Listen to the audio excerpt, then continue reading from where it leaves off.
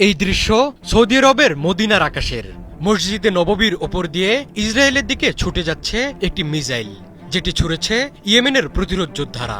এই শহরে শায়িত আছেন মহানবী হজরত মোহাম্মদ সাল্লাল্লাহু আলাইহি ওয়াসাল্লাম, অথচ সৌদি আরবই কিনা কাজ করছে মুসলিমদের বিপক্ষে। গাজায় বর্বরতার প্রতিশোধ নিতে প্রায়ই ইসরায়েলকে মিসাইল দিয়ে লক্ষ্যবস্তু বানায় ইয়েমেন, কিন্তু ইসরায়েলের পক্ষ নিয়ে প্রায়ই সেসব মিসাইল ঠেকিয়ে দিচ্ছে সৌদি আরব। এই সৌদি আরবেও যে ইসরায়েলি মিসাইল শিগগিরই আঘাত হানবে সেই আভাস মিলতে শুরু করেছে চারদিকে।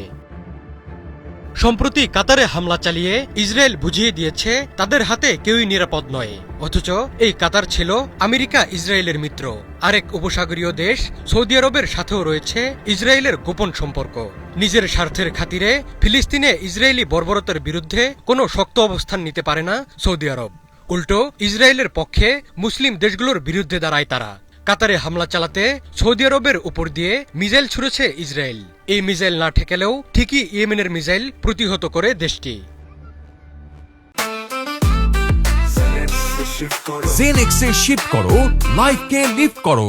ইয়েমেন থেকে ইসরায়েলের দিকে ছোড়া মিসাইলগুলো সাধারণত সৌদি আরবের আকাশসীমা দিয়ে উড়ে যায়। ইয়েমেনের অবস্থান ইসরায়েলের দক্ষিণ পূর্বে এবং তাদের মাঝখানে রয়েছে সৌদি আরব। তাই হুথিরা যখন ইসরায়েলের দিকে মিসাইল বা ড্রোন ছোড়ে তখন সেগুলোর গতিপথ স্বাভাবিকভাবেই সৌদি আরবের উপর দিয়ে হয়। অনেক সময় সৌদি আরবের প্রতিরক্ষা ব্যবস্থা এই মিসাইলগুলো নিজেদের আকাশসীমার মধ্যেই প্রতিহত করে।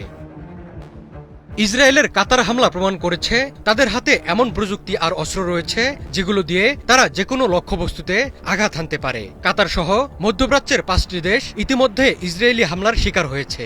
সৌদি আরবও যে ইসরায়েলের নিশানা হতে পারে তা টের পেয়েছে ইরান। আইআরজিসির সাবেক প্রধান কমান্ডার মোহসেন রেজাই আঞ্চলিক দেশগুলোকে সতর্ক করে বলেছেন, তারা ইসরায়েলের বিরুদ্ধে একটি সামরিক জোট গঠনে ব্যর্থ হলে সৌদি আরব, তুরস্ক এবং ইরাকের মতো দেশগুলো আগ্রাসনের ঝুঁকিতে পড়বে।